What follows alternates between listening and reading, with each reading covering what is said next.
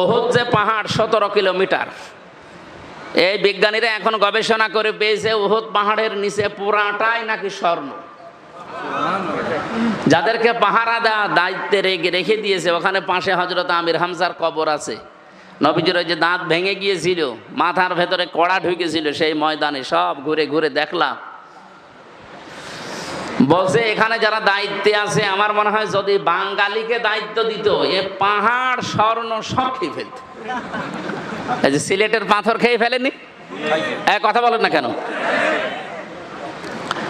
আলহামদুলিল্লাহির রহিমির রহমান আল্লাযী খালাকা কুল্লা শাইইন জান ওয়া আল্লামাহু মিনাল বায়ানি মা লাম ইয়ালাম ওয়া নাশহাদু আল্লা ইলাহা ইল্লাল্লাহু ওয়াহদাহু লা শারীকা লাহু শাহাদাতাম মুওসিলাতান ইলাল জিনান ওয়া নাশহাদু আন্না মুহাম্মাদান আবদুহু ওয়া রাসূলুহুল মাবউসু ফীনা বিল হুদা ওয়া দীনিল হাক্কি লিয়ুযহিরাহু আলাল আদিয়ান সাল্লাল্লাহু আলাইহি ওয়া আলা আলিহি ওয়া আসহাবিহিল কিরাম মা দামাশ শামসু ওয়াল কমারু বিজিরিয়ান ওয়ান নাজমু ওয়াশ শাজারু ইয়াসজুদান ফাকাদ ক্বালা আল্লাহু তাআলা ফি কালামিহিল মাজিদ ওয়া বুরহানিহিত তাওহীদ আউযু বিল্লাহি মিনাশ শাইতানির রাজীম বিসমিল্লাহির রহমানির রহিম উলাইকা আসহাবুল মাইমানা সাদাকতা ইয়া রাব্বানা عن أبي هريرة رضي الله تعالى عنه قال قال النبي صلى الله عليه وسلم خير الناس من ينفع الناس إلى آخر الحديث رواه ابن ماجه وما زادهم إلا إيمانا وتسليما اللهم صل على محمد ওয়ালিহি ওয়া সাহাবিহি ওয়া বারিক ওয়া সাল্লিম। আলহামদুলিল্লাহ, আলোকবর্তিকা ফাউন্ডেশনের উদ্যোগে সমাজ শাহী মসজিদ ঈদগাহ সমাজ চাটমোহর পাবনা তাফসীরুল কোরআন মাহফিল, এটা দ্বিতীয়তম চলছে। 2 বছর এখানে, গত বছর হয়েছিল না? আপনি দিয়ে করলেন। হ্যাঁ, আমি জেল থেকে বের হয়ে একবার এসেছিলাম এই জায়গায়, এখানেই তো। মাহফিলের সভাপতি জনাব আসাদুজ্জামান মিয়া দামাত বারকাতুহুমুল আলিয়া, বলেন আমিন। যুবক মানুষ না? আপনাদের ইউনিয়ন পরিষদের চেয়ারম্যান পদপ্রার্থী বাংলাদেশ জামাত ইসলামী থেকে, আপনারা খুশি আছেন তো? মাহফিলের প্রধান অতিথি পাবনা ইসলামিয়া ফাজিল মাদ্রাসা সদ্য সম্মানিত অধ্যক্ষ হাফেজ মাওলানা ইকবাল হোসাইন, নায়েবে আমির বাংলাদেশ জামাত ইসলামী পাবনা জেলা শাখা, প্রধান উপদেষ্টা বাংলাদেশ জামাত ইসলামী থেকে মনোনীত এই আসনের জন্য সংসদ সদস্য নমিনি জনাব অধ্যাপক মাওলানা আলী আসগার দামাত বারকাতুহুমুল আলিয়া, বলেন আমিন। এতক্ষণ যিনি কথা বললেন ইসলামিক চিন্তাবিদ, শিক্ষাবিদ, রাজনীতিবিদ জনাব মাওলানা আব্দুল গফফার খান, অধ্যাপক পদ্মা কলেজ পাবনা, হাফেজ মাওলানা রুহুল আমিন, সম্মানিত ব্যবস্থাপক যিনি আছেন আতিকুল ইসলাম সহ এ মাহফিলের বরেণ্য সদস্য যারা, কোরআনের জন্য যতটুকু সময় এবং সম্পদ ব্যয় হবে কিয়ামতের দিন আল্লাহ রাব্বুল আলামিন ওইটার হিসাব নেবেন না। এই জন্য আমাদের উচিত আমাদের জীবনে যা আছে সময় এবং সম্পদ, এটা যেন কোরআন কেন্দ্রিক ব্যয় হয়। আল্লাহ সেই সুযোগ আমাদেরকে যেন দান করেন, বলেন আমিন। মঞ্চে বসা ওলামা ইকরাম, সামনে বসা মুসলমান ভাইরা, পর্দার আড়ালের সম্মানিতা মা এবং বোনেরা, প্রশাসনের ভাইরা কিছু এসেছেন দেখলাম, দেখা করে গেল। সবাইকে নিয়ে আল্লাহর দরবারে। এখন তো আসলে এই অনুষ্ঠানগুলোর সময় না, এগুলো শীতের সময় হয়, তারপরও দিনের বেলা হাজারো কর্মব্যস্ততা। আপনাদের আশপাশে শুনলাম 2টা বড় বাজার আছে আজকে, শরৎনগর নাকি যেন, আর এই নওগাঁ, এই 2টা বড় বাজারে আজকে মানুষজন সব ওখানেই প্রায়। তারপরও যে ব্যাকওয়ার্ড এলাকা, আমার এই নৌকায় করে নিয়ে এসেছে। আপনারা এসেছে তাও তো ভালো, আমি তো মনে করলাম 8-10 জন মানুষ হতে পারে, একেবারে যাই হোক হয়েছে। মানুষ বেশি হোক কম হোক ওইটা আমাদের দেখার দরকার নেই, আমরা এসেছি কোরআন শুনতে। কি কথা বলেন? আমরা এসেছি কোরআনে কারীম শোনার জন্য, এই জন্য আমরা খুশি। আহলুল কোরআন হুম আহলুল্লাহি ওয়া খাসাতুহু, যারা কোরআনওয়ালা মানুষ, এই মানুষগুলো সাধারণ মানুষ আর থাকে না, এরা আল্লাহর পরিবারভুক্ত লোক, আল্লাহর পরিবারের লোক হয়ে গেছে এখন আমরা, যদিও এখানে সংখ্যায় কম। এজন্য খুশি হয়ে বলেন আলহামদুলিল্লাহ। দরুদ আর সালাম পড়ছে আমাদের নবী মুহাম্মদুর রাসূলুল্লাহ সাল্লাল্লাহু আলাইহি ওয়াসাল্লামের প্রতি, যার আনিত আদর্শ মানবতার মুক্তির গ্যারান্টি। এটা প্রমাণ হয়ে গেছে অলরেডি।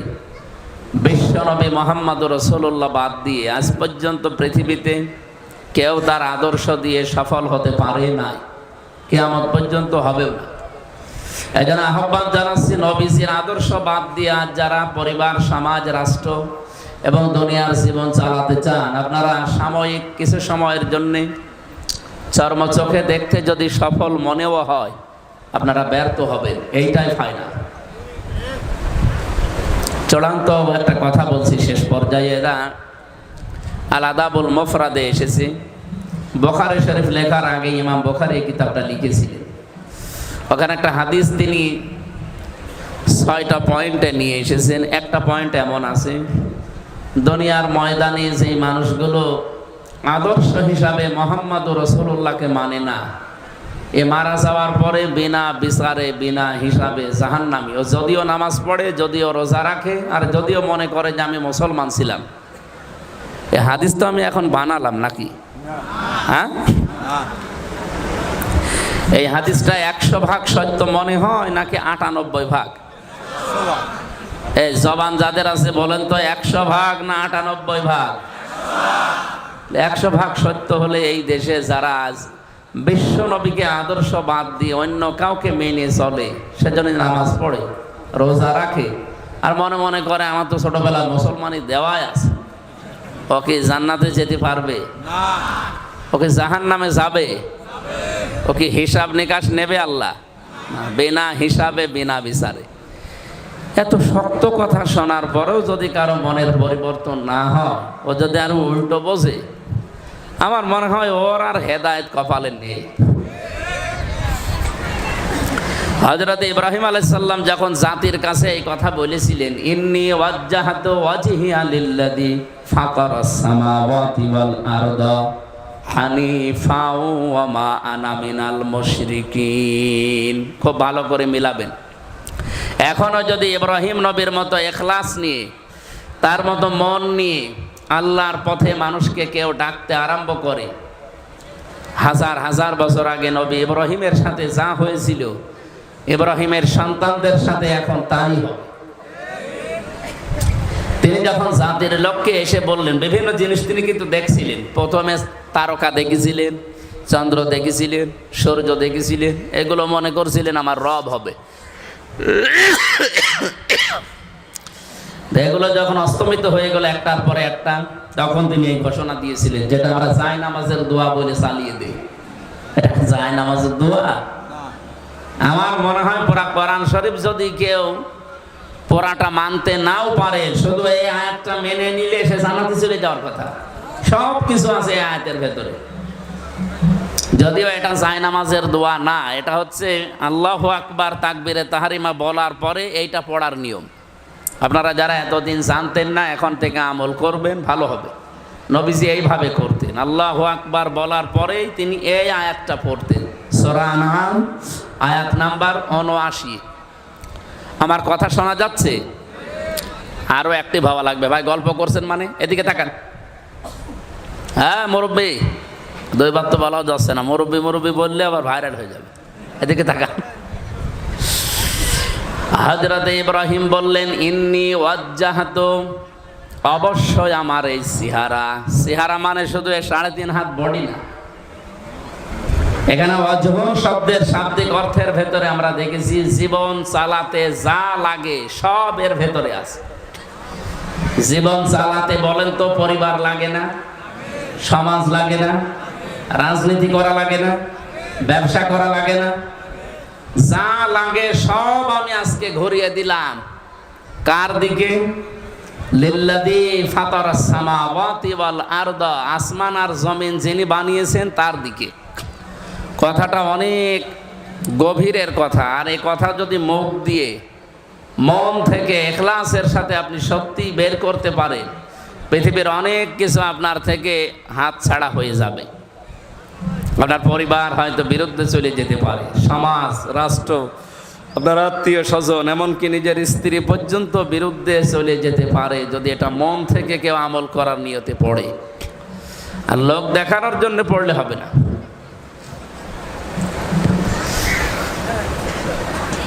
মাঝখানে একটা শব্দ আল্লাহ দিয়েছেন। হযরত ইব্রাহিম বলেছিলেন আমি শুধু আসমান জমিনের উদ্ভাবক যিনি তার দিকেই মুখ ঘুরিয়েছি, বিষয়টা এমন না। হানিফা, আমি লোক দেখানোর জন্যে না, মন থেকে একনিষ্ঠভাবে ইখলাসের সাথে আমার মুখ আমি ঘুরিয়ে দিলাম। সুতরাং আজকে থেকে আমি সব কিছু বাদ দিয়ে ফিরে আসলাম। ওমা আনা মিনাল মুশরিকিন, আমি মুশরিক না। আমি কি না? এই ঘোষণা দেওয়ার পরে জাতির লোক যারা, তারা কিন্তু থেমেছিল না। আল্লাহ পাক বলেন হাজ্জাহু কওমুহু, তার জাতির লোকেরা তার সাথে ঝগড়া বিবাদ, কথা কাটাকাটি, বিতর্ক এগুলো আরম্ভ করেছিল। নবী ইব্রাহিম বললেন ক্বালা তুহাজ্জুনি ফিল্লাহি ওয়া ক্বাদ হাদান, তোমরা কি আমার সাথে ঝগড়া বিবাদ বিতর্ক এই জন্যে করছো, অথচ আল্লাহ আমাকে হেদায়েতের উপরে রেখেছে। শুধু এতটুকু তিনি বলেননি, কদ দিয়েছেন, অকদ হাদান, অবশ্যই আল্লাহ আমাকে হেদায়েতের উপরে রেখেছেন, তার হেদায়েতের পথ আমাকে দেখিয়েছেন। এরপরও কি আমার সাথে বিতর্কে লিপ্ত হবে? আমি এখান থেকে যে তথ্যটা এই জাতির লোককে এই মিডিয়ার মাধ্যমে জানাতে চাচ্ছি সেটা এবার সামনে আসতেছে। আরও এদিকে অ্যাক্টিভ হয়ে থাকেন। ওয়ালা আখাফু মা তুশরিকুনা বিহি ইল্লা ইয়াশা রাব্বি শাইআ, ওয়ালা আখাফু, আমি ভয় করি না, মা তুশরিকুনা বিহি, তোমরা যে সমস্ত বিষয়কে শিরিক করো আল্লাহর সাথে, এই বিষয়গুলোকে আমি পরোয়া করি না, পাত্তা দেই না, ভয়ও পাই না। ইল্লা, তবে আইয়াশা রাব্বি শাইআ, আমার রব যদি চায় সেটা অন্য বিষয়। ওয়াসিআ রাব্বি কুল্লা শাইইন ইলমা, আমার রবের জ্ঞান প্রত্যেকটা বিষয়কে পরিব্যাপ্ত করে আছে। আফালা তাতাযাক্কারুন, জাতির লোকেরা এরপরেও কি তোমরা শিক্ষা নেবে না? আমি এখান থেকে বাংলাদেশকে মিলিয়েছি। গতকালকে এক নেতা বলছিল এদেশে জামাত ইসলামী যারা করে তারা যেন মাথা নিচু করে দল করে। বলেন তো বাংলাদেশে জামাত ইসলামী বাদ দিয়ে এমন একটা দলের নাম বলেন যারা বাতিলের সামনে মাথা নত করে নাই। প্রত্যেকেই আমরা দেখি তারা হয় বিক্রি হয়ে গেছে, নাই মাথা নত করেছে। শুধুমাত্র এই দেশে 54 বছরে টিকে আছে জামাত ইসলাম। যারা এই কথা বলে তারা কিন্তু বিভিন্ন কায়দায় আল্লাহর সাথে শিরিক করছে। হযরত ইব্রাহিম এর একটা সুন্দর কথা বললেন, কাইফা আখাফু মা আশরাকতুম ওয়ালা তাখাফুনা আন্নাকুম আশরাকতুম বিল্লাহি মা লাম ইউনাজ্জিল বিহি আলাইকুম সুলতানা। জাতির লোকেরা তোমরা যে বিষয়ে আমাকে ভয় করো, ভয় দেখাও, শিরিক করো তোমরা যে বিষয়গুলো নিয়ে, তোমরা আল্লাহর সাথে শিরিক করে যদি ভয় না পাও, আমি আল্লাহর সাথে শিরিক করি না, আমি ভয় পাবো কোন কারণে? বাংলাদেশে যারা ইসলাম নিয়ে রাজনীতি করে তারা আল্লাহর সার্বভৌমত্ব এই দেশে প্রতিষ্ঠা করতে চায়, ভয় তো তাদের থাকার কথা না। আর এইটার ভেতরে অগ্রগামী অগ্রগণ্য হয়ে আছে বাংলাদেশ জামাত ইসলাম। আপনি যাই মনে করেন ভেতর থেকে আপনার এই কথাই আসবে। তাছাড়া 11 জন মানুষ জীবন দিয়ে গেল অলরেডি। বাইরের দেশে ছিল আমেরিকাতে, সেখান থেকে এসে জীবন দিল মীর কাশেম আলী শহীদ রহমতুল্লাহ আলাইহি। তারা পারতো না হাসিনার মতো পালিয়ে যেতে? তারা তো ছিলই ওই দেশে। এ দেশে না আসলেই তো তারা বেশি থাকতে পারতো এতদিন, যদি আল্লাহ হায়াত দিত। নিজেরা নির্দোষ ছিল, নিজেরা আল্লাহর আইনের পক্ষে ছিল, এই জন্য তারা ভয় পায়নি। আর যে মানুষগুলো আল্লাহর আইনের বাইরে অন্য কোনো আইন প্রতিষ্ঠা করতে চায়, তাদের সবচাইতে বেশি ভয়, এই জন্য তারা আগেই পালায়। আপনি দেখবেন যারা মানুষের তৈরি করা আইন প্রতিষ্ঠা করতে চায়, ট্রাকের চাকা বাস্ট হলে তারা দৌড় দেয়। আমি নিজে দেখেছি, বিশাল আয়োজন, মাইক হাতে নিয়ে সেরকম বক্তব্য চলছে, হঠাৎ কে যেন একটু আওয়াজ দিয়েছে পেছন থেকে, ধর, ও নেতা পালিয়েছে। আমি কি একটা বানিয়ে বললাম? অনেকে মিথ্যা মনে করতে পারে। এ টাঙ্গাইলে বাড়ি একজনের, টুকু মিয়া, আমি নাম পুরাটা নিলাম না। উনি কয়েকদিন আগেও বাঘের মতো হুঙ্কার দিচ্ছিলেন, এদেশে জামাত ইসলামী যারা, তারা রাজনীতি করতে পারবে না। রাজনীতি এদেশে কে করবে না করবে এটা ঠিক করবে বাংলাদেশের জনগণ। আপনি কি এই 54 বছরে এই মিথ্যা ধোয়া তুলে যারা বন্ধ করতে পারি না, আপনি একদিনই এসে আগস্টের 5 তারিখের আগে তো এ কথা কেউ বলতো না। হঠাৎ করে এদেরকে নাড়াচাড়া কারা দিচ্ছে আমরা জানি। আপনি দেখেন আগস্টের 5 তারিখের পর থেকে যতগুলো কথা এদেশে ইসলামপন্থীদের ব্যাপারে বলা হচ্ছে, বিশেষ করে যারা আল্লাহর আইন চায় তাদের ব্যাপারে, এগুলো একটাও তাদের নিজেদের কথা না, সব দাদাদের শেখানো কথা। তাদের সর্বোচ্চ পর্যায়ে যে লোকটা আছে, সেই লোকটা পর্যন্ত কয়েকদিন আগে দেশের হাজারো ইসলামপন্থী তাওহীদি জনতার মুখে বুকে রক্তক্ষরণ আরম্ভ করে দিয়েছে। তারা এটা বলতে চাচ্ছে এই দেশে যেন চরমপন্থা এবং মৌলবাদীর অভয়ারণ্য না হয়।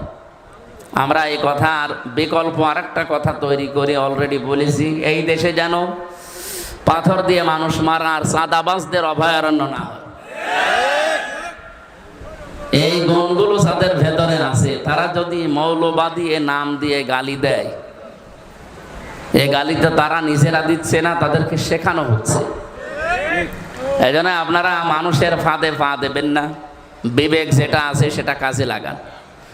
বিবেক কাজে না লাগলে কিন্তু আপনি আল্লাহর কাছে মানুষ হিসাবে পরিগণিত থাকবেন না, পশু হয়ে যাবেন। উলাইকা কাল আনআম বাল হুম আদাল। এদের আগে 3টা ইন্দ্রিয় শক্তির কথা আছে। যাদের বিবেক কাজে লাগে না, আল্লাহ তাআলা জানিয়েছেন এগুলো আর মানুষ থাকে না, এগুলো শুধু জানোয়ার না, চতুষ্পাদ জানোয়ারের চাইতেও খারাপ। বলেন নাউজুবিল্লাহ।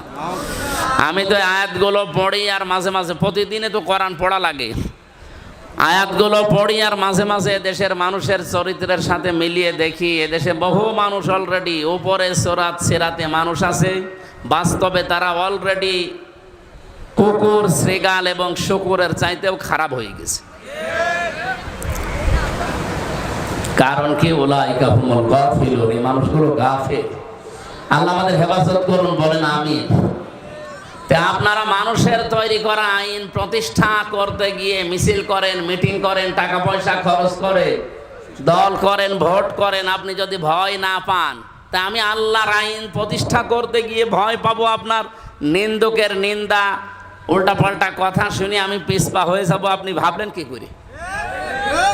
আমি তো আমার বাবার আইন, আমার চাচার আইন, আমার স্বামীর আইন এই দেশে তৈরি করার জন্য চেষ্টা করছি না। আমার সারা জীবনের চেষ্টা, সারা জীবনের স্বপ্ন যে এ দেশ চলবে আল্লাহর আইন দিয়ে। এক কথা বলেন না কেন? হযরত ইব্রাহিম এটা চাইনি? তা আমরা তার সন্তান হিসেবে এটাই চাই। ফাজ্জুল ফারিকাইনি আহাক্কু বিল আমনি ইন কুনতুম তা'লামুন। হযরত ইব্রাহিম বললেন, মানুষের তৈরি করা আইন, আল্লাহর সাথে শিরিক করা, এগুলো করে যদি তোমরা ভয় না পাও, আমি আল্লাহর সাথে শিরিক করি না, আল্লাহর একত্ববাদ, উলুহিয়াত, রুবুবিয়াত, আল্লাহর আইনগুলো এদেশে প্রতিষ্ঠা করতে চাই, আমি ভয় পাবো কি করে? বলো তো জাতির লোকেরা, এই যে 2টা দল, এই দলের ভেতরে সবচাইতে নিরাপত্তার হকদার কারা?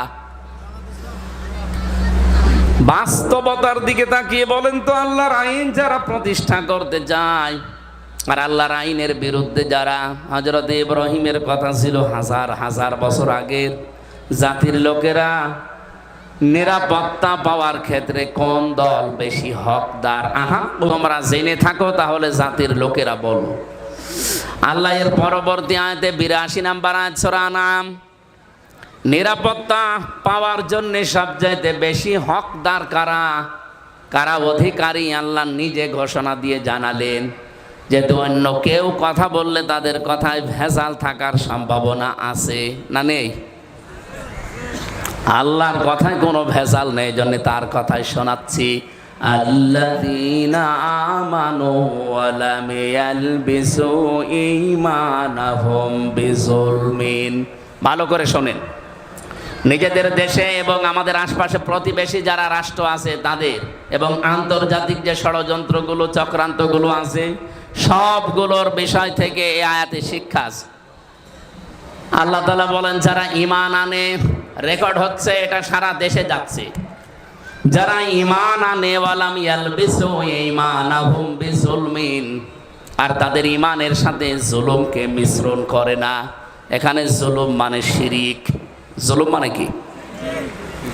তার মানে এই দেশে এখন 20 কোটির উপরে আমরা মানুষ আছি, ঈমান শক্তি যাদের আছে, ঈমানের সাথে যারা শিরিককে জুলুমকে মিশ্রণ করেন নাই, আল্লাহ বলেন উলাইকা লাহুমুল আমনু, এরাই নিরাপত্তার হকদার।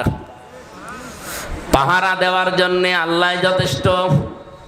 আমরা যাদেরকে পাহারাদার নিযুক্ত করেছি, ওর মাঝখান থেকেও যদি আজরাইল নিয়ে যায়, পাহারাদাররা বাধা দিতে পারবে?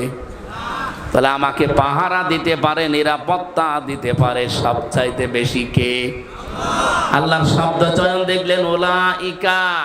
এই সমাজের ঈদগাহ ময়দানে যারা বসে আছে, আল্লাহ মনে হচ্ছে এইভাবে দেখাচ্ছে, উলাইকা এই মানুষগুলো, লাহুমুল আমনু, এরাই নিরাপত্তার হকদার, ওহুম মুহতাদুন, এবং এরাই হেদায়েতের উপরে আছে। বলেন সুবহানাল্লাহ। আয়াতের 2টা পয়েন্ট শেষ করে আমার আলোচনায় আমি ফিরে যাচ্ছি। প্রথম কথা ছিল যারা ঈমান আনে। ঈমান আমাদের আছে না?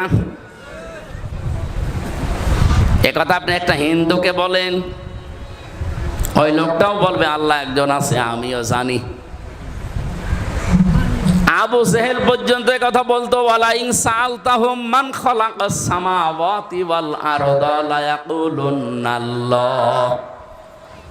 আল্লাহ পাক বলেন নবী, আপনি যদি আবু জেহেলকেও জিজ্ঞাসা করেন আসমান জমিন কে বানিয়েছে, ও বলবে আল্লাহ বানিয়েছে।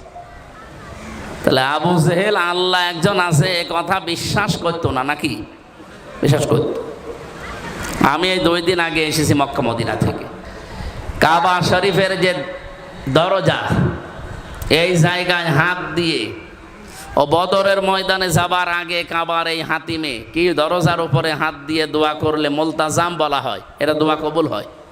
ও দোয়া করেছিল, কাবার মালিক তুমি একজন আছো আমি জানি, মুহাম্মদের বিরুদ্ধে বদরের ময়দানে আমি যুদ্ধ করার জন্য যাচ্ছি, সত্যের পক্ষে যে আছে তাকে তুমি বিজয় দিও।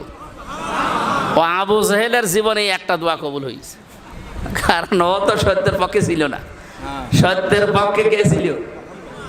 মুহাম্মদ রাসূলুল্লাহ। তার পক্ষে ও দোয়া করছে যে সত্যের পক্ষে যে আছে তারে তুমি বিজয় দিও। ওর দোয়াও জীবনে একটা কবুল হয়েছে। কারণ কাবার এই মুলতাজাম নামক জায়গা, যেটা দরজা, এটা এত দামি, এত পবিত্র আল্লাহর কাছে, এত মর্যাদা সম্পন্ন জায়গা, যে 10 জায়গায় দোয়া কবুল হয় তার ভেতরে এটা একটা। আবু জেহেল না, শুধু আবু তালিব, নবীর আব্দুল মুত্তালিব, নবীর দাদা, এই লোকটাও এখান দাঁড়িয়ে দোয়া করেছিল যেদিন আব্রাহা কাবা ভাঙতে আসে। সেদিন বলেছিল, কাবার মালিক এ ঘর তো আর আমার না, আমি খাদেম, আমার গরু ছাগল উট ভেড়া ওগুলো ওরা নিয়ে গেছে, আমি ওইগুলো ফেরত নিয়ে আসতে যাচ্ছি, কিন্তু ঘর তোমার, তোমার দায়িত্বে দিয়ে দিলাম। ও কাবার দরজার সাথে চাবি ঠেকিয়ে ওই জায়গায় চাবি রেখে দোয়া করেছিল। আল্লাহ কি কবুল করে নাই? অথচ লোকটা কি মুসলমান? এই জায়গায় দাঁড়িয়ে দোয়া করলে কারোর দোয়া আল্লাহ আজ পর্যন্ত ফেরত দেয়নি। আমার মনে হয় এখন যারা বিভিন্ন কায়দায় মাথা চাড়া দিচ্ছে ইসলামের বিরুদ্ধে। কাবার এই মুলতাজাম নামক জায়গা ধরে 3 দিন আগেও দোয়া করে এসেছি যদি কবুল হয়। আমার সারা জীবনের স্বপ্ন আল্লাহ বাংলাদেশের চর্ম চোখে কোরআন দিয়ে সংসদ চলছে, এটা যেন দেখে মরতে পারি। বলেন আমিন। আর কিচ্ছু দরকার নেই। কোরআন শরীফ যদি এই 92 ভাগ মুসলমানের এই 56,000 বর্গ মাইলের এই দেশে না চলে, তে আমাদের বেঁচে থেকে লাভ কি? আপনি আর কত, আর নাই 50-60 বছর বাঁচলাম, না আর 100 বছর বাঁচলাম, বলেন আমার কি লাভ আছে? খাবার খেলাম, সন্তান জন্ম দিলাম, জমি জায়গা হইলো, টাকা পয়সা হইলো, আমি মরে গেলাম। কি আমি চর্ম চোখে তো একটা মিনি জান্নাত দেখতে চাই। আর মিনি জান্নাত তৈরি হবে বাংলাদেশ তখন যখন কোরআন দিয়ে চলবে এই দেশটা। আপনি একবার একটু দেখেন না কেন? 56 বছর তো ধোঁকা খেয়ে খেয়ে অনেক কিছুই দেখলাম, কিছুই পাইনি। একবার একটু দেখা যায় না? এবার আমার মনে হচ্ছে এই কথার উপরেই সারা দেশের মানুষ জোট বেজেছে, একবার একটু দেখা যায় কিনা দেখি। পাগল পর্যন্ত বলছে যে এবার আমি দেখব। অন্তত পাগল যদি এ কথা বলে, আমরা কি পাগল নাকি? আমরা আমাদের বিবেক অনুযায়ী বলতে পারি যে এবার আমরা একটু দেখতে চাই যে কোরআন দিয়ে সংসদ চললে কেমন দেখা যায়। অনেকে বলছে চাঁদাবাজি বন্ধ হবে না যতদিন নির্বাচন না দেবেন। আরে পাগল, বন্ধ হওয়া কোনো ব্যাপারই না, শুধু কোরআনের কাছে একটু দিয়ে দেন। চাঁদাবাজি বন্ধ হবে না, চাঁদাও বন্ধ হবে, বাজিও বন্ধ হবে। আমি কুষ্টিয়াতে অলরেডি ঘোষণা দিয়েছি কয়েকদিন আগে, হজে যাওয়ার আগে, যে এই দেশে যদি সত্যি ইসলাম চলে আসে, আর আপনারা যদি এই কুষ্টিয়ার সদরে 3 আসনে এখানে যদি আমারে নিয়ে যেতে পারে, আমি প্রথম গ্যারান্টি দিচ্ছি কুষ্টিয়া জেলায় চাঁদাবাজি, চাঁদা হলে বাজিও থাকবে না। কারণ ওটা বন্ধ করতে হয় কি মেডিসিন দিয়ে, ওইটা আমি জানি। মানুষ যত কঠিন হোক, ভয়ঙ্কর হোক, তাকে টাইট করার জন্যে কোন ঔষধ দেওয়া লাগে এটা কেউ না জানলে কে জানে? এজন্য উনি ওই ঔষধ দিয়েছেন। যে সন্ত্রাসী বন্ধ করতে হলে কি লাগে, চোর মুক্ত করার জন্য কি লাগে, চাঁদাবাজি একদিনও লাগবে না, 1 ঘন্টায় বন্ধ হওয়া সম্ভব যদি ওটা কায়েম হয়। আমি ওখানে গলাকাটা মসজিদে গিয়েছিলাম, জিজ্ঞাসা করলাম কি এই জায়গায় হয়? বলছে এখানে গলা কাটা হয়, যারা জেনা করে সাক্ষ্য প্রমাণ যদি হয়ে যায় ওদের আর জেলে দেয় না। ওই দিনই নিয়ে এসে এই জায়গায় নামাজের পরে ঘোষণা দিয়ে গলা কেটে দেয়। বলেন তো ওই রকম একটা যদি এদেশে করা হতো, এদেশে যত শক্তিশালী পুরুষ হোক ওর স্বপ্নদোষ পর্যন্ত বন্ধ হয়ে যেত। কারণ আল্লাহ তো ভালো করে জানে যে এই দুর্বল জায়গা কোথায়। চুরি করলে হাত কেটে দাও, একটা কেটে দেন। আমার এক দাদা ছিল সৌদিতে, উনি বলছিল যে ওযুখানা তো প্রত্যেকটা মসজিদের নিচে বেশি, বিশেষ করে কাবা শরীফ আর মসজিদে নববী, এর নিচ তলায় 2-3 তলা 4 তলা 5 তলা শুধু ওযুখানা আর টয়লেট। উনি বলছে আমি এই লিফট দিয়ে নেমে গেলাম, চলন্ত সিঁড়ি আছে, যে দেখি ওযুখানায় একটা ঘড়ি মোবাইল পড়ে আছে, মোবাইলের সাথে ঘড়ি সেট করা। দেখলাম এখানে তো ক্যামেরা দেওয়া থাকতে পারে, আর যদি ধরা পড়ে যায় হাত কেটে দেবে। দেশে গেলে মানুষ বলবে হাজী সাহেব চোর। এই জন্য তাকিয়ে দেখলাম আশপাশে অন্তত কেউ নেই, ক্যামেরাও নেই, তুলে দিলাম। মনের ভেতরে একটা ভয় যে আমি একটা হাজী মানুষ, কার জিনিস নিলাম। মসজিদে নববীর সামনে হারানো জিনিস যেখানে জমা দেয় ওই জায়গায় নিয়ে গেলাম। জিজ্ঞাসা করলাম ভাই এই ঘড়িটার দাম কেমন হবে?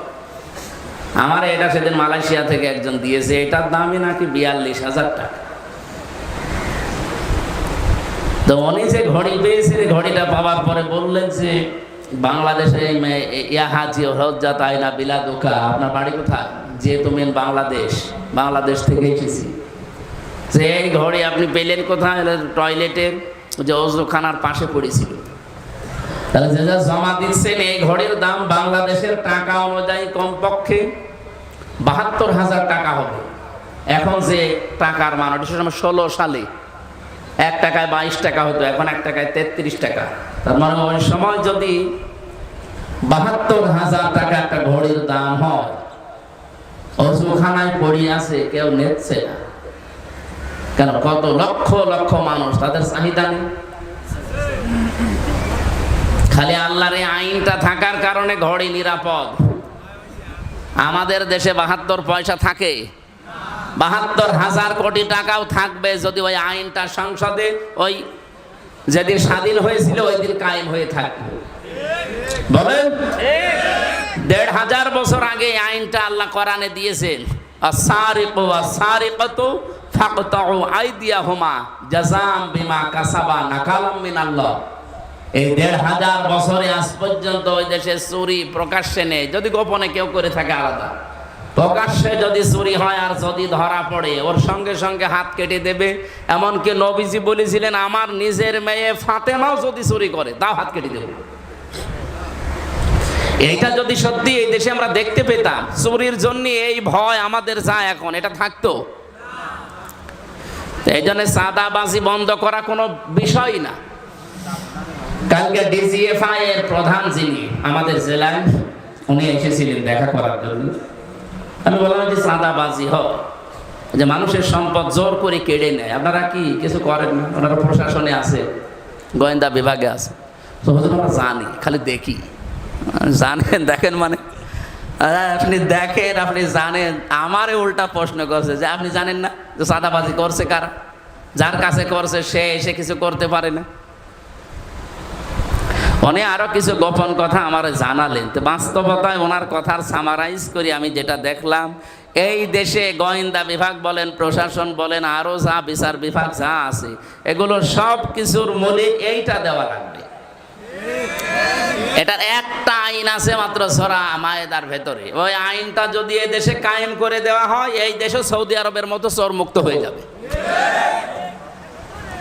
উহুদ যে পাহাড় 17 কিলোমিটার, এই বিজ্ঞানীরা এখন গবেষণা করে পেয়েছে উহুদ পাহাড়ের নিচে পুরাটাই নাকি স্বর্ণ।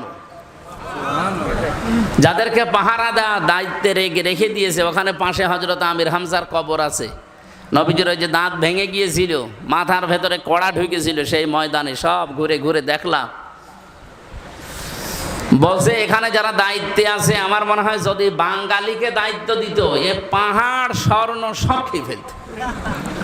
এই যে সিলেটের পাথর খেয়ে ফেলেনি, কথা বলেন না কেন? আমি মালয়েশিয়া বিশ্ববিদ্যালয়, যেটা ইসলামিক ওই যে আন্তর্জাতিক, ওইটা ঘুরছিলাম মাঝখান দিয়ে, বিভিন্ন হোস্টেলের সামনে দিয়ে যাওয়ার সময় আমাদের কুষ্টিয়া বিশ্ববিদ্যালয় যত বড়, এর চাইতে 20 ডবল এত বড়। হঠাৎ একটা মোবাইল পড়ে আছে, খুব দামি মোবাইল, আইফোন। আমার সাথে থাইল্যান্ডের একটা ছেলে ছিল, আমারে বলছে ওনার ভাষা দিয়ে, হুজুর এই মোবাইলের পাশ দিয়ে যদি বাংলাদেশ আর ভারতের কোনো ছেলে মেয়ে হেঁটে না যায়, তো কিয়ামত পর্যন্ত এটা পড়ে থাকবে, কেউ নেবে না। ওকে আমার দাম বাড়িয়ে দিল। বলছে বাংলাদেশ আর ভারতের ছেলে মেয়ে যদি এখান থেকে না যায়, এই মোবাইল এখানেই থাকবে। ও মোবাইলের দাম যতই হোক, কমপক্ষে লাখের উপরে তো দাম হবে আইফোনে। ওদেশে কোরআনের আইন নেই, কিন্তু 120টা দেশের ছেলে মেয়েরা পড়ে ওখানে। আমি পিএইচডি করার জন্য ওখানে চেষ্টা চালাচ্ছিলাম। চিন্তা করেন, এই জায়গায় 120টা দেশের ছেলে মেয়ে, মাত্র 2টা দেশের নাম বললো। থাইল্যান্ডের একটা বৈদ্য, ও বলছে হুজুর আপনি শুধু বাংলাদেশের মানুষ, আর ভারতের কোনো ছেলে মেয়ে যদি এর পাশ দিয়ে যায় তাহলে খেয়ে ফেলবে। কিন্তু পৃথিবীর অন্য কোনো দেশের লোকজনের পাশ দিয়ে হেঁটে যাবে। এখন রাত বাজে কত? 2টা বাজে ওই সময়, ওই দেশে 2টার সময় পড়ে আছে, কেউ নেই। সিসি ক্যামেরা ওই জায়গায় নেই, কিন্তু পড়ে আছে, কেউ নিচ্ছে না। আমরা ওই দৃশ্যগুলো বিশ্বের বাইরের দেশে দেখি, ওদের কাছে শুনি, আর আফসোস লাগে। এই দেশটাও যদি আমরা এভাবে দেখতে পেতাম। মালয়েশিয়া মাত্র 2004 সালের আগে আমাদের চাইতেও খারাপ ছিল। এই 21 বছরের দেশটা এমন জায়গায় দাঁড়িয়ে গেছে, মনে হচ্ছে তার মিনি জান্নাতে ঘুরে বেড়াচ্ছে। প্রায় বাংলাদেশের সাথে 7 ডবল বড়, এত বড় দেশ। 1200 কিলো, 1800 কিলো, 2000 কিলোমিটার খালি পাথর আর পাহাড়, আর ওই যে মরুভূমি, 2 দিকে পাহাড়, রাস্তা মাঝখানে। 1500-2000 কিলোমিটার রাত্রে চলে যাচ্ছি, কোনো ভয় নেই ভেতরে। ড্রাইভারকে বলছিলাম, এই যে এই গা সমসম করছে, আপনি যাচ্ছেন, কোনো ভয় নেই, শুধু আল্লাহর ভয় ছাড়া কেউ আপনার সামনে আসবে না। কি দেশ বানিয়েছে বলেন তো? আমরা এটা বানাতে চাচ্ছি ভাই। এই জন্য আমিরে জামাত আমাদের ডাক্তার শফিকুর রহমানের ঘোষণাগুলো সব স্পষ্ট যে আমরা সরকারি গাড়ি পর্যন্ত নেব না, প্লট ফ্ল্যাটও নেব না। এমনকি 5 বছরে এমপি থাকাকালীন ওর একটা টাকা বাড়বে না, আরো যা টাকা আছে কমে যাবে। বাংলাদেশে এখন 73টার উপরে দল আছে। একটা দল এই ঘোষণা দেখতো যে আমার দল থেকে যদি এমপি হয়, মন্ত্রী হয়, ওর 5 বছরে 1 টাকা বাড়বে না, যা আছে আরো কমে যাবে। আমার মনে হয় বাংলাদেশে কোনো দলের লোক এমপি দাঁড়াবে না। ঝামেলা আছে, আমার লাভ কি?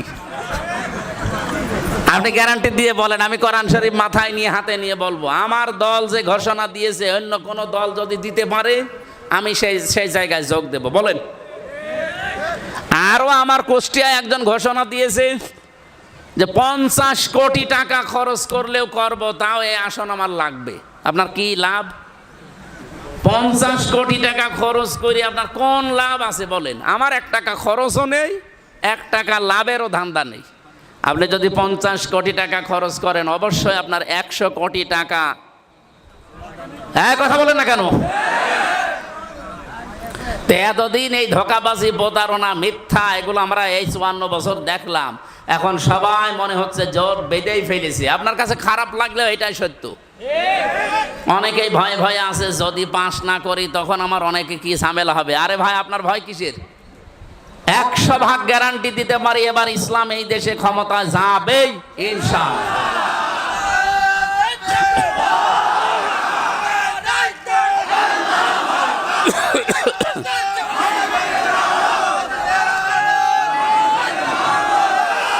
মনে আছে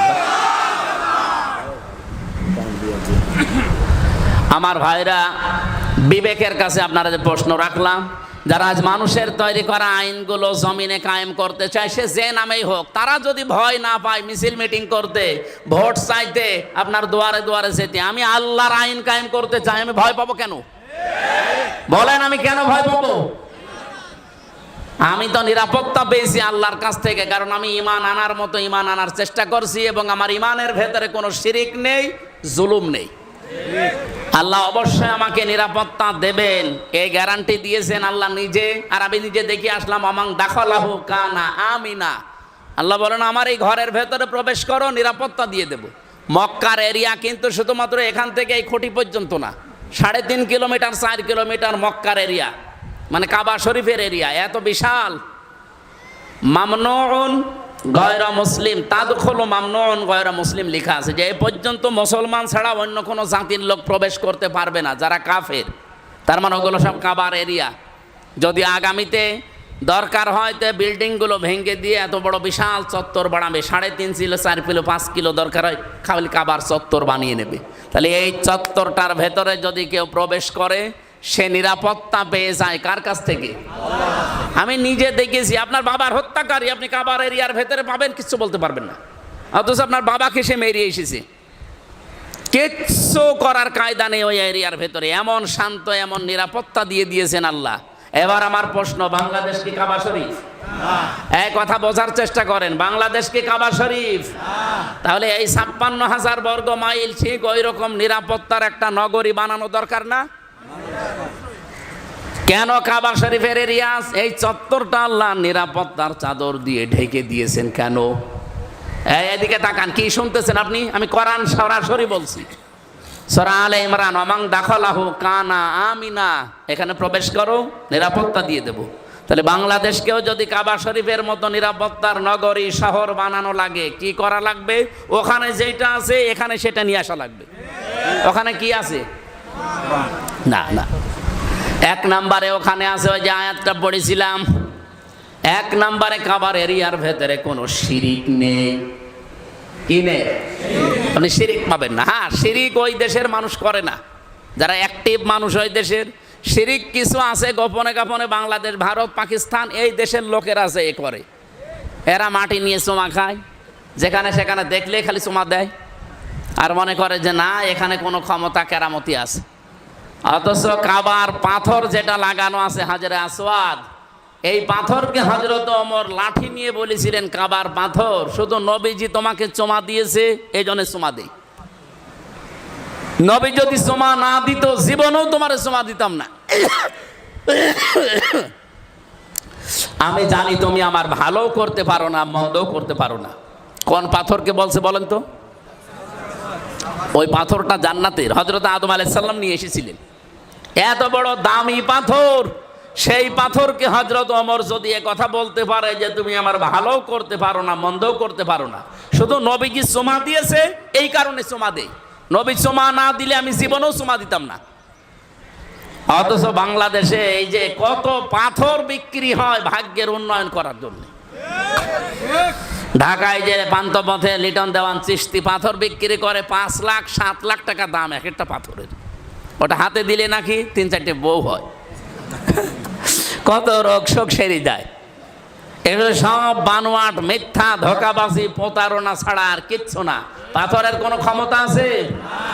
যে সমস্ত মেয়েরা বুঝে না বুঝে মাদলি ব্যবহার করেন, খুলে ফেলে দেন, কোনো দরকার নেই। যদি জিন, পরি বা অন্য কোনো আসর থেকে মুক্ত হওয়ার জন্য এটা দিয়ে রাখেন হাতে, গলায়, পায়ে, মাথায়, তাহলে প্রতিদিন ফজরে আর মাগরিবে ওরা নাচ পালাক পড়েন, আয়াতুল কুরসি পড়ে বুকের উপর ফু দেন, এইটাই কাজে লাগবে, আর এইটাই হাদিস।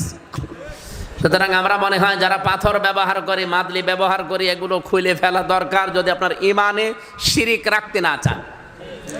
তাহলে নিরাপত্তা পাওয়ার প্রথম কাজ হচ্ছে শিরিক মুক্ত জীবন তৈরি করা, যেটা আমাদের জাতির পিতা ইব্রাহিম তৈরি করেছিলেন। আজ জাতির লোককে আমরা আহ্বান জানাচ্ছি, 56,000 বর্গ মাইল যদি আমরা আল্লাহর নিরাপত্তার চাদরে কাবা শরীফের মতো ঢেকে রাখতে চাই, এই দেশকে শিরিক মুক্ত করা লাগবে। কথা বলেন, এদেশে শিরিক নেই? সবচাইতে বড় শিরিক হচ্ছে এই দেশে আল্লাহর আইনের সাথে। এর ভেতরে 500 আইন আছে আল্লাহর, একটা আইনও এই দেশে এখন চলে না। এর আইনের বিপক্ষে যেগুলো সবগুলো চালু করেছে। এমনকি এই 15.5 বছরে হাসিনা থাকাকালীন সবচাইতে গুরুত্বপূর্ণ একটা বিষয়, এই যে 5 এবং 8 বৃত্তি পরীক্ষা হয় না, এই কথা বলেন না কেন? এই বৃত্তি পরীক্ষা হওয়ার সময় 100 মার্ক ছিল ইসলাম সম্পর্কে। এই ফ্যাসিস্ট সরকার এই 15 বছরের ভেতরে শিক্ষা ব্যবস্থায়, বিশেষ করে দীপুমণি আর এই নওফেল, এই দুইজন দায়িত্বে থাকাকালীন এই 100 মার্কের যে ইসলাম নিয়ে প্রশ্ন আছে বৃত্তি পরীক্ষা, এগুলো সব তুলে দিয়েছে। আমি কয়েকদিন আগে এটা শুনলাম, আগে জানতাম না। জেলা স্কুলের একজন শ্রদ্ধাভাজন শিক্ষক আমারে বলছিলেন এই ষড়যন্ত্র হয়েছে, আপনারা জাতিকে সতর্ক করবেন, আবার যেন অন্তত 100 মার্কের কোরআন আর হাদিসের ওই প্রশ্নগুলো ঢোকানো হয়। কারণ এই দেশে 92% আমরা মুসলমান। মানুষ তো লেখাপড়ার মাধ্যমে শিখবে নাকি, সেইগুলোই তুলে দিয়েছিল। ওরা সরাসরি বলে না যে এ দেশে ইসলাম থাকবে না, কিন্তু ইসলাম যেন না থাকে সেই ব্যবস্থা সব করা হয়েছিল। একজন বউকে নাকি খুব পিটাতো, ওর বউ বলছে যেভাবে পিটাও আমার কি রাখবা না? বলে কিলের ওজন দেখে টের পাও না? ওরা এই 15.5 বছরে এইটা করেছিল সরাসরি, কিন্তু অনেকেই হজ করে আসতো দেখতাম। এখন আবার অনেকেই নতুনভাবে ওই রকম কাজ কারবার হাতে অলরেডি নিয়েছে। কালকে আমি কুষ্টিয়াতে এক অনুষ্ঠানে ছিলাম, এক লোক বলছে হুজুর আগেই ভালো ছিলাম। কেন? আচ্ছা, এ যা আরম্ভ হয়েছে, এ পাথর থাকে না। সে এক লোক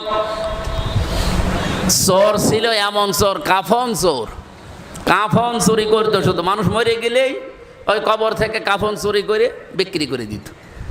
চিন্তা করছে আমার নামই তো কাফন চোর। ছেলেকে বলছে আমি যদি মারা যাই তুই এমন কাজ করবি যেন আমার এই নামটা ঢেকে যায়, অন্তত আমার যেন আর খারাপ কেউ না বলে। ও মারা যাওয়ার পর ওর ছেলে শুধু কাফন চুরি না, কাফন চুরি করে আর লাশ গাছের উপরে ঝুলিয়ে পেছনে বাঁশ দিয়ে রাখে। লোকজন বলছে ওর বাবাই তো ভালো ছিল, ওর বাবা তো কাফন চুরি করে নিয়ে চলে যেত, লাশ কবরে পড়ে থাকতো, আর এ কি শুরু করিস? এই কাফন তো চুরি করে লাশ তুলে গাছের উপরে টাঙায়, আবার পেছনে বাঁশ দেয়। ওর বাবাই কি ছিল? আমার মনে হচ্ছে এই দেশে কিছু মানুষ যা আরম্ভ করেছে, এই জন্যই কিছু মানুষ বলতেছে যে আগেই, আসলে তো আগে ভালো ছিল। আগে তো অন্তত পাথর দিয়ে মানুষ এভাবে মারা দেখি নাই। লঘি বইটা দিয়ে দেখেছি, পাথর দিয়ে দেখেছি। মানুষ খায়, তাই বলে পাথরও খেয়ে ফেলে। কি একটা সুন্দর দৃশ্য ছিল বাংলাদেশের ভেতরে, সিলেট, সে জায়গাটা এখন শ্মশান বানিয়ে ফেলেছে। আপনি চেয়ারে বসার আগেই যদি এভাবে খাওয়া খাওয়া আরম্ভ করে, চেয়ারে বসিয়ে দিলে আপনি কিছু রাখবেন? এদেশের মানুষ এখন সব বোঝে, শুধু সময়ের অপেক্ষায় আছে এই জায়গা মতো টিপ দেওয়ার। এই কথা বলেন না কেন?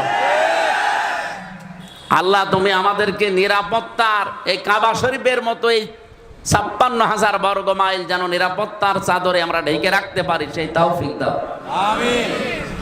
আমি সূরা বালাদ থেকে আলোচনা করব বলে বসেছিলাম। আপনারা কি চলে যাবেন নাকি? সময় দেওয়া যাবে না, আধা ঘন্টা ৪৫ মিনিট এখনো আছে, থাকবেন না? কিছু গুরুত্বপূর্ণ মেসেজ আছে আয়াতের ভেতরে, যে আল্লাহর দৃষ্টিতে সৌভাগ্যশালী কারা। আমরা তো অনেকেই অনেককে সৌভাগ্যশালী মনে করি না। সৌভাগ্যশালী হওয়ার জন্যে আল্লাহর কাছে যদি কেউ সত্যি বিজয়ী হতে চায়, কি কি কর্মসূচি হাতে নেওয়া লাগে। আর এই দেশে ৭৩টা দল এখন কাজ করছে, কারা এইগুলো হাতে নিয়েছে কোরআন থেকে আমরা শুনতে চাই। এই আজ থাকবেন কারা কারা, দেখি হাত তোলেন তো। থাকবেন না, এমনি হাত তোলেনি কে দেখেন তো। আমি আশা করছি আধা ঘন্টা আপনারা থাকবেন। কারা কারা থাকবেন দেখি? লিল্লাহে তাকবীর। আমি হাত তুলিয়েছি, ২-৩ মিনিট সময় নিয়ে আমরা আলোচনায় চলে যাচ্ছি। এনারা এই খরচের জন্য আহ্বান জানাচ্ছে পেছন থেকে বারবার। আপনার টাকা ২টা টাকা হলেও যেন কোরআনের এই প্রচারে থাকে। যদি মনে করেন এটা একটা দলের না, এটা কোরআনের প্রচার করছি, আমি দলীয় চিন্তা ভাবনায় কথা বলছি না, দলের সাথে মিলে যাচ্ছে কোরআনের নিয়ম নীতিগুলো, এই জন্য ওই নাম নিয়ে আসা লাগছে। যেন কোরআনের প্রচার হচ্ছে এই চিন্তা করে যারা টাকা পয়সা নিয়ে এসেছিলেন দেওয়ার জন্যে, ওনারা যাচ্ছে। দয়া করে একটু ৫ মিনিটও লাগবে না, ২-৩ মিনিট। আল্লাহু মুহাম্মাদুর রাসূলুল্লাহ। এই যে ভাইজনই আছেন এদিকে তাকান, সব বন্ধ করেন, যান ওগুলো জমা দিয়ে দেন। সূরা বালাদ ২০টা আয়াত আছে, একটা রুকু আছে। বালাদ মানে এই যে নগরী, যেটা বলছিলাম যে নিরাপত্তার নগরী মক্কা, আল্লাহ রাব্বুল আলামিন ওই নগরীর কসম দিয়ে আরম্ভ করেছিলেন এই সূরাটা। যেহেতু মক্কায় নাযিল হয়েছে, এখান থেকে একটা তথ্য আজকে আমরা পেয়েছি। কোরআনে কারিমে যে সূরাগুলো আল্লাহ দিলেন ১১৪টা, ৯২টা আছে মক্কায় আর ২২টা আছে মদিনায়। এই ১১৪টার ভেতরে আমি হিসাব করে দেখলাম কেন মক্কা নামকরণ, কেন মাদানী নামকরণ।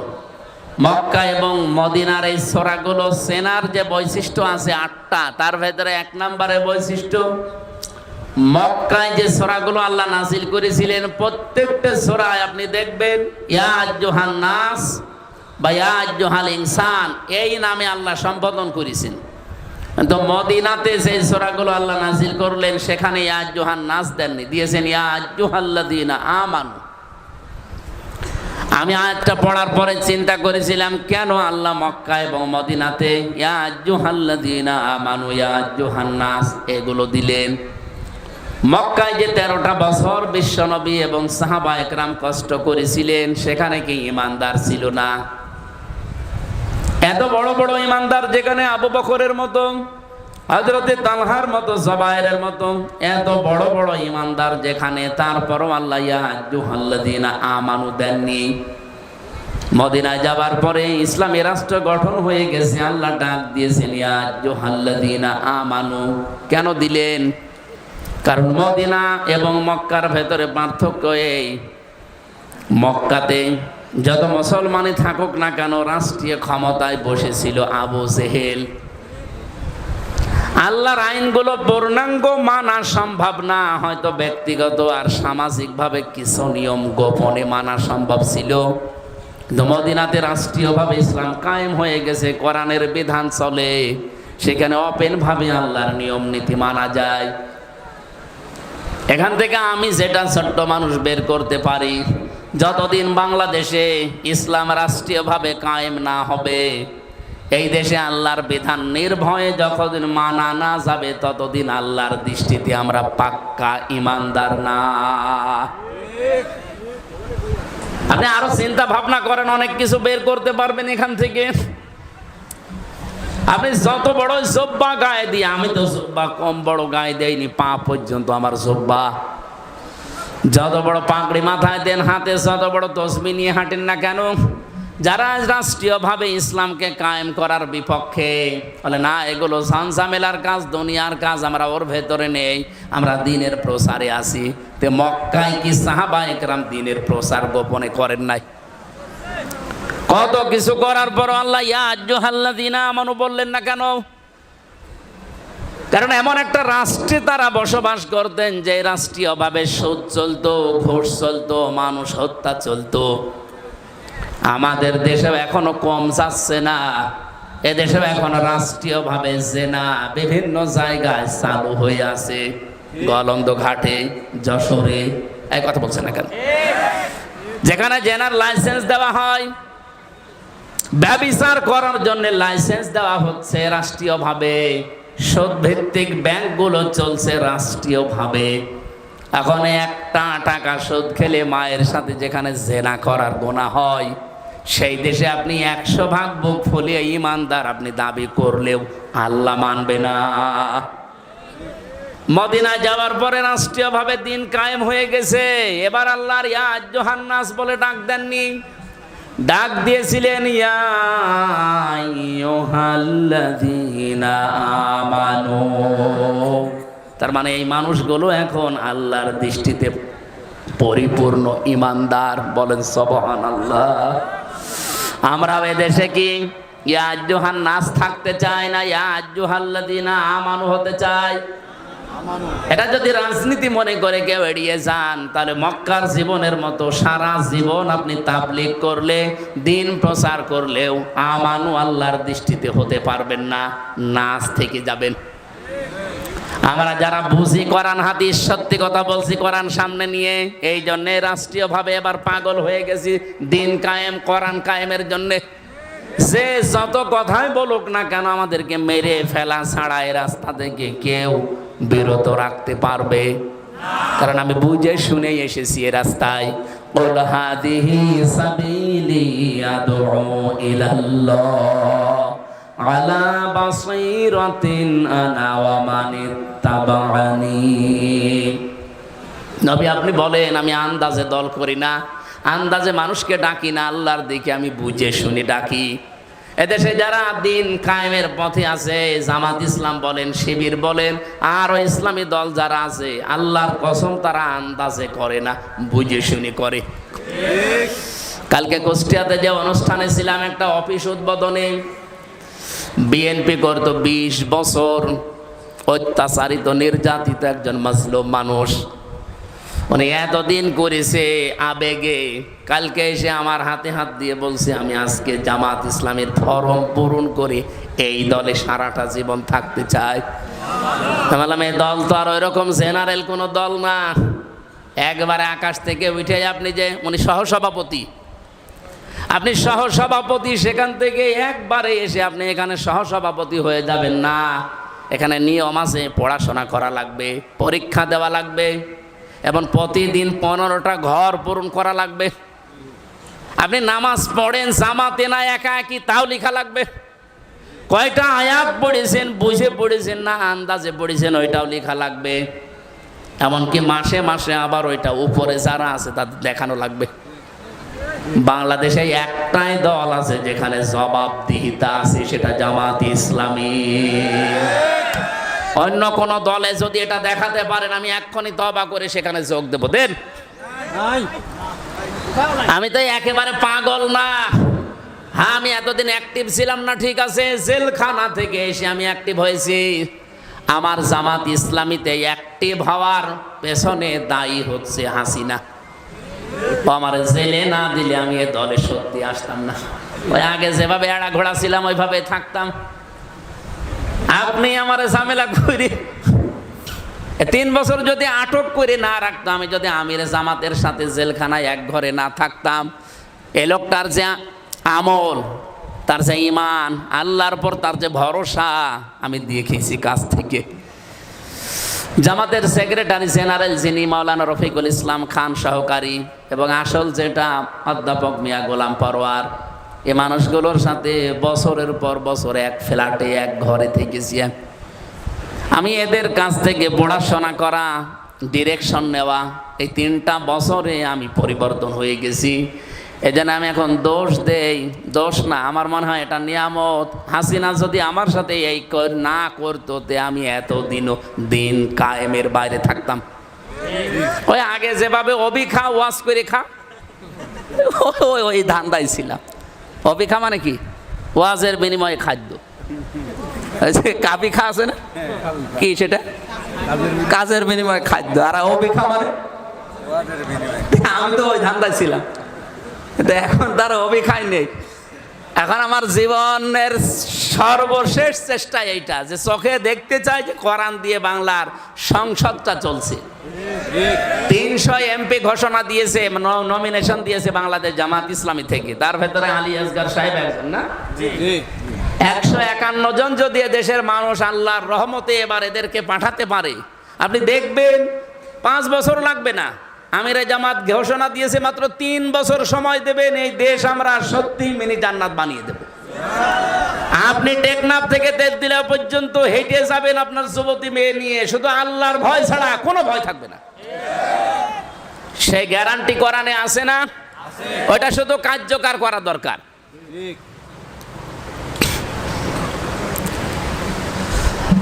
তাহলে এই দেশে আমরা যতই চেষ্টা করি আল্লাহর কাছে ইমানদার পরিপূর্ণ হওয়া সম্ভব না। এটা আমার চিন্তা, আমার গবেষণা। যদি কারো আরো উন্নত গবেষণা থাকে বলেন, আপনি জীবনেও পারবেন না। যদি পারতেন তাহলে মক্কায় নবীজিকে আল্লাহ ইয়া আইয়ুহাল্লাযীনা আমানু বলতো। পরা কোরআন শরীফ ছেড়ে দিলাম, দেখেন তো মক্কা সূরা ইয়া আইয়ুহাল্লাযীনা আমানু আছে নাকি? নেই। যত ইয়া আইয়ুহাল্লাযীনা আমানু এটা মদিনায়। এরপরও যদি কারো বিবেকে ধাক্কা না লাগে, আমার মনে হয় এর বিবেকে কুকুরে পেশাব করিস। ও বলছে ঠিক। এরকম একটা সূরার মাত্র একটা আয়াত পড়েছি। আল্লাহ বলেন উলাইকা সাহাবুল মাইমানা, এরাই সৌভাগ্যশালী। এখন সৌভাগ্যশালী কি করলে হওয়া যায়, এর আগে কয়েকটা আয়াতে আল্লাহ এগুলো আমাদের শুনিয়েছেন। ফালাকতাহামাল আকাবাতা ওয়া মা আদরাকা মাল আকাবা। আল্লাহ রাব্বুল আলামিন বলেন পৃথিবীর অনেক মানুষ আছে এরা গিরিপথ পার হতে রাজি না। কষ্টসাধ্য যে পথ এটা পার হতে রাজি না। এর আগে আছে 2টা পথের, ভালো এবং মন্দ পথের নির্দেশিকা আমি আল্লাহ ঘোষণা দিয়েছি। কিন্তু মানুষ ফালাকতাহামাল আকাবা, এরা আকাবা পার হতে রাজি না। আকাবা মানে গিরিপথ, কঠিন পথ। যেই পথ পাড়ি দিতে পারলে জান্নাত, যেই পথটা পাড়ি দিতে পারলে আপনি আল্লাহর জান্নাতি হয়ে যাবেন, সৌভাগ্যশালী হবেন, সফল হবেন। সেই কথাগুলো এবার আল্লাহ শোনাচ্ছেন। ওমা আদরাকা মাল আকাবা, আপনি কি জানেন হে নবী আকাবা কি? যে পথে মানুষ আপনার কথা শুনে যেতে চায় না। পাবনাবাসী, আপনাকে আমি ওই আকাবা পার করতে চাই। এই আকাবা যদি সত্যি আপনি এই গিরিপথটা পার হয়ে যেতে পারেন, পার হয়ে যেতে পারলে আল্লাহর বানানো জান্নাত রেডি হয়ে আছে। এটা তো আমি আয়াত এখন বানালাম। বলেন বলেন। আল্লাহ পাক বলেন এই আকাবা পার হয়ে জান্নাতে যাওয়া লাগবে। কিন্তু আপনার কথা শুনে তো সবাই আসে না। আপনি কি জানেন আকাবা কি? 1 নম্বরে আল্লাহ পরিচয় দিয়েছেন ফাক্কু রাকাবা। ফাক্কুন মানে মুক্তি, রাকাবা মানে দাস। এটা দাস মুক্তকরণ। এই পৃথিবীতে সেই দলের কর্মসূচিতে দাস মুক্তির কর্মসূচি আছে, এই মানুষগুলোই আকাবা পার হচ্ছে। আকাবা মানে মনে করেন একটা সাঁকো, একটা ব্রিজ, একটা পুল, একটা সেতু। এটা পার হয়ে ওই ওপারে জান্নাত। এটা মানুষকে আল্লাহর নবী জানিয়েছেন, কিন্তু অনেকে সাড়া দেয়নি। আল্লাহ বলেন হে নবী আপনি কি জানেন এই আকাবা কি? ফাক্কু রাকাবা, এটা হচ্ছে দাসত্ব মুক্তকরণ। একটা গর্দানে ছড়ি ঝোলানো আছে, দড়ি ঝোলানো আছে, দড়ি ছিঁড়ে গর্দানটা মুক্ত করে দেওয়া। এটা তো বাংলা বললাম, এখনো বোঝেননি। দাসত্ব মুক্ত কি এটা? এটা 1500 বছর আগে যেহেতু ছিল, মানুষ মানুষকে দাস বানিয়ে রাখতো, গোলাম বানিয়ে রাখতো। এখন আধুনিক ব্যাখ্যা হচ্ছে আজ যারা পৃথিবীতে মানুষের তৈরি করা আইনের গোলামি করে, মানুষের নিয়ম নীতি বানিয়ে দিয়েছে এইটাই যারা মেনে চলে, আল্লাহর গোলাম না হয়ে মানুষের দ্বারা দাসত্ব করে, মানুষের এই দাসত্ব থেকে যারা মুক্ত করার জন্য চেষ্টা চালাচ্ছে, এরা গিরিপথ অলরেডি পার হওয়া আরম্ভ করেছে। আর এটা বাংলাদেশের ৭৩টা দল। আপনি একদম নিরপেক্ষ মন দিয়ে, আমি তো কোরআন হাতে নিয়ে বলতে পারবো, এটা শুধুমাত্র জামাত ইসলামী করছে। এরা চেষ্টা চালাচ্ছে মানুষদেরকে এই পৃথিবীতে মানুষের দাসত্ব থেকে মুক্ত করে আল্লাহর দাস বানানো। এই কথা বলেন না কেন?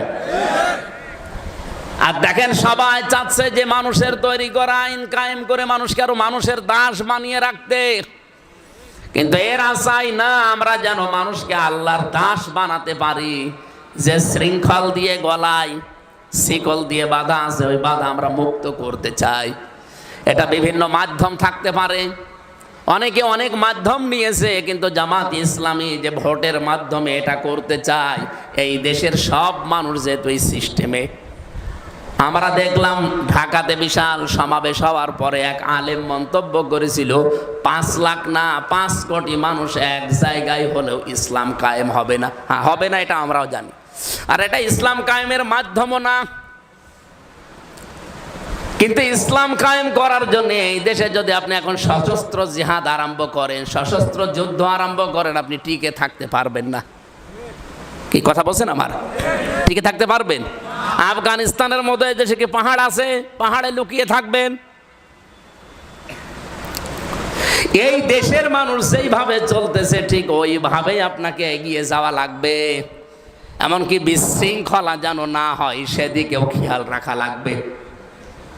মক্কা বিজয় হওয়ার পরে এদিকে সব মক্কা বিজয় হওয়ার পরে নবীজি নিজের স্ত্রী হযরতে আয়েশাকে ডাক দিলেন। হযরতে আয়েশা আনমনা হয়েছিলেন, তাকে বললেন এদিকে খেয়াল করো। কি?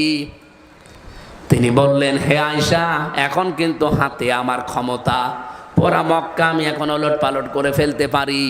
আমি যা বলবো মক্কায় তাই হবে। কথা বলে না কেন? এই মুহূর্তে আমার মনে চায় কাবা শরীফ যেইভাবে ছিল আমি যেন আবার ওইভাবে বানাই। আপনি এখন কাবা শরীফে দেখবেন চতুর্ভুজ করা, 4 কোণা। কাবা শরীফ একেবারে আদম নবী যখন বানায়, ইন্না আউওয়ালা বাইতি উযিআ লিন-নাস লাল্লাযী বিবাক্কাতা মুবারাক। আল্লাহ বলেন পৃথিবীর প্রথম ঘর যেটা বানানো হয়েছিল ফেরেশতাদের এবং আদম নবীকে দিয়ে, সেটার নাম কাবা। ওই যে মক্কায় যেটা বাক্কা, এই মক্কা বা বাক্কায় যেটা প্রতিষ্ঠিত, ওইটা ওই সময় ছিল লম্বা, এই যে টেবিলের মতো লম্বা। কিন্তু এখন ওইভাবে আর কাবা শরীফ নেই, এখন হয়ে গেছে 4 কোণা।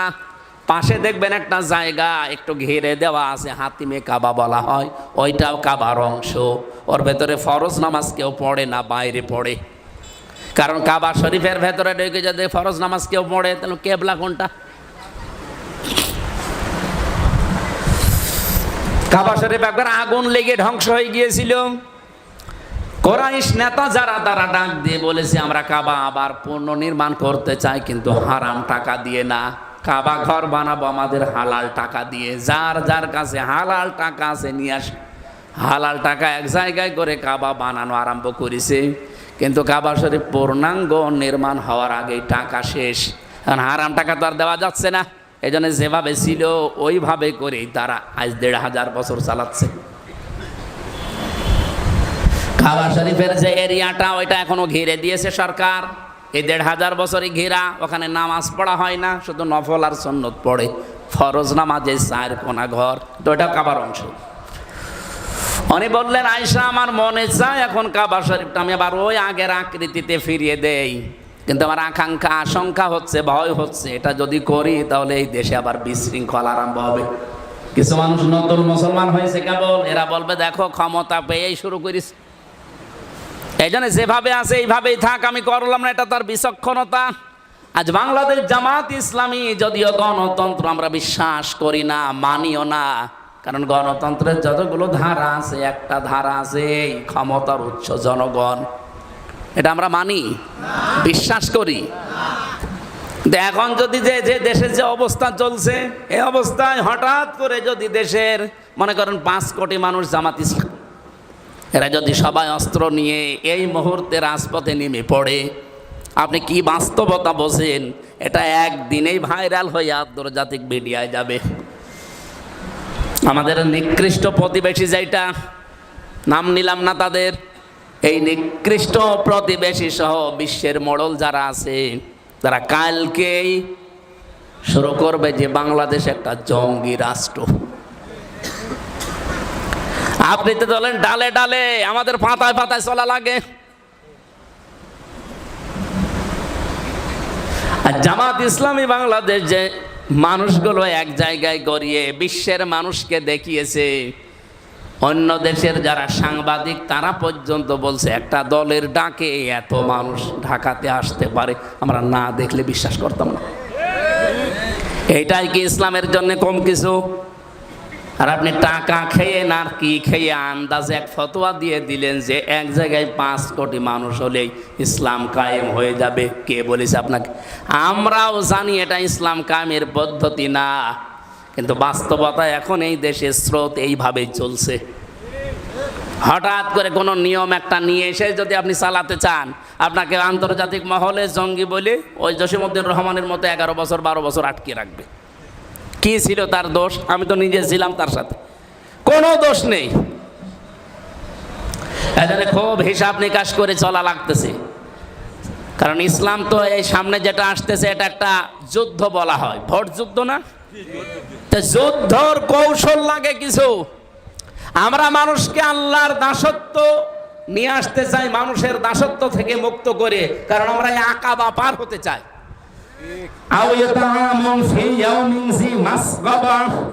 হে নবী, 2 নম্বরে তাদের কর্মসূচি থাকবে তারা এতিম মিসকিন অসহায় মানুষদের তারা পাশে চেয়ে দাঁড়াবে।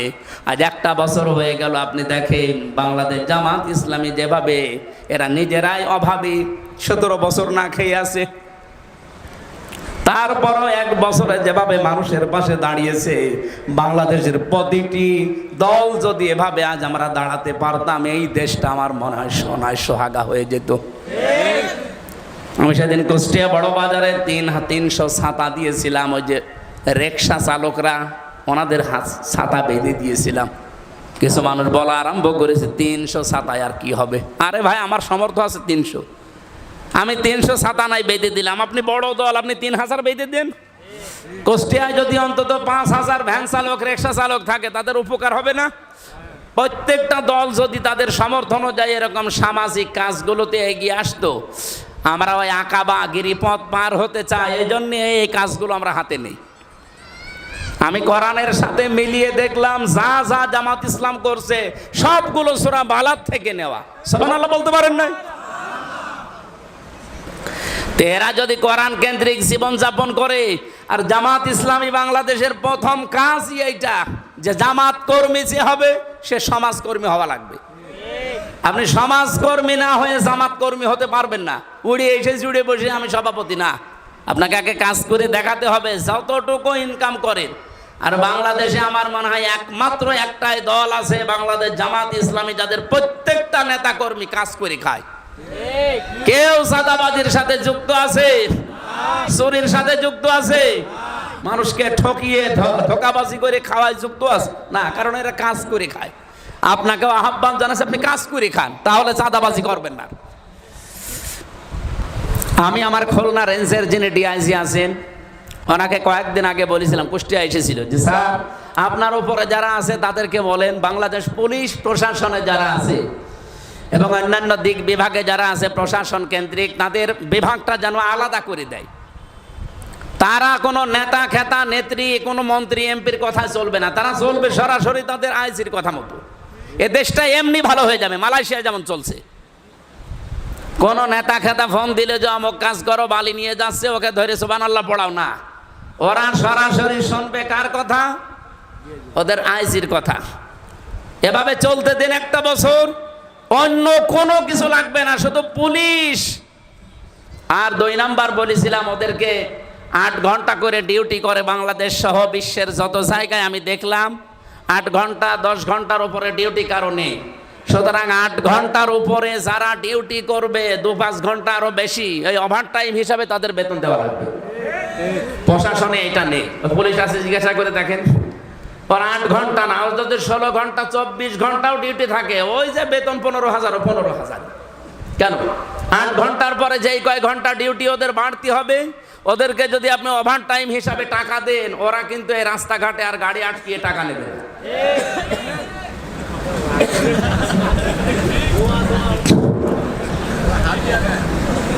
না, আমরা চাই এটা, আর ইসলাম যদি আসে এটাই হবে। 8 ঘন্টার পরে যে যেখানে ডিউটি করবে ওভার টাইম 4 ঘন্টা 5 ঘন্টা হিসাব করে তার বেতন বাড়িয়ে দেওয়া হবে। এই কথা বলে না কেন? একদিকে সে দুর্নীতিগ্রস্ত হবে না, 2 নম্বরে তার পরিবারটাও সচ্ছলতা ফিরে আসবে। এইগুলো না, খালি টাকা পাচার করো, টাকা পাচার করো। পাচার হওয়া টাকাগুলোও যদি দেশে ফিরিয়ে আনতে পারতাম, যে যেই বিভাগে আজ বাংলাদেশে কাজ করছে যতগুলো বিভাগ, কেউ দুর্নীতি করতো না। অন্তত তার নিজের চাহিদা মিটে গেলে দুর্নীতি করবে কেন? আমরা চাচ্ছি এই ব্যবস্থা ফিরিয়ে আনতে। 3 নম্বরে আল্লাহ জানিয়েছেন ইয়াতীমান যা মাকরাবা, হে নবী নিকট আত্মীয়র ভেতরে যারা এতিম, ইয়াতীমান যা মাকরাবা, নিকট আত্মীয়র ভেতরে যারা এতিম তাদের খোঁজ খবর নিন। আমরা যারা এই দেশে একামতের দিনের দায়িত্ব পালন করছি, অন্তত আমরা যেন এটা মেনে চলতে পারি। হ্যাঁ, অনেক ক্ষেত্রে সম্ভব হয় না আমাদের স্ত্রীর কারণে। সম্মানিতা মা বোনেরা, শুধু নামাজ পড়া, রোজা রাখার, কালো বোরকা পরা ইবাদত না। আপনার স্বামীকে আপনি উদ্বুদ্ধ করবেন যে স্বামী তুমি যাই করো, অন্তত রক্তের সম্পর্ক যাদের সাথে আছে এদের হকগুলো আদায় করো। ওটাও নামাজের মতো সওয়াব পাবেন আপনি। আল্লাহ পাক বলেন আও মিসকিনান যা মাতরাবা, তুরব থেকে এসেছে এটা। ধুলি মলিন যারা মিসকিন, অসহায়, এই মানুষগুলো নিঃস্ব মানুষ, তাদের কাছে আপনি এগিয়ে যান, তাদের অভাব অনটন কোনো দূর করার চেষ্টা করেন। এই সমাজ সেবামূলক কাজগুলো যদি সত্যি আমরা হাতে নিতে পারি, আল্লাহর কসম, আল্লাহর যে গিরিপথ, যে কষ্টের পথগুলো আছে, এটা পার হয়ে আমরা জান্নাতে যেতে পারবো ইনশাআল্লাহ। সুম্মা কানা মিনাল্লাযীনা আমানু ওয়া তাওয়াসাউ বিস-সাবরি ওয়া তাওয়াসাউ বিল মারহামা। এরপরে যে মানুষগুলো ঈমান আনে, সবরের, একে অন্যকে ধৈর্যের উপদেশ দেয়, উশৃঙ্খলা চরমপন্থা অবলম্বন করতে তারা বলে না। এত বড় কঠিন কঠিন পরিস্থিতি আমরা কিন্তু সামনে পার করছি, এরপরও কোনো চরমপন্থা আমরা অবলম্বন করি নাই। আমরা এই কর্মসূচিগুলো হাতে নিয়েছি। ওয়াতাওয়াসাউ বিল মারহামা, তারা একে অন্যকে রহমের উপদেশ দেয়, দয়ার উপদেশ দেয়। আল্লাহ রাব্বুল আলামিন এই আয়াতগুলো আমাদের জীবনে 100% যেন কায়েম করে দেন। উলাইকা আসহাবুল মাইমানা, এরাই হচ্ছে ডানপন্থী, আর এই মানুষগুলো সৌভাগ্যশালী। যারা সৌভাগ্যশালী ডানপন্থী, তাদের জন্য আল্লাহ তার বানানো জান্নাত তৈরি করে রেখেছেন।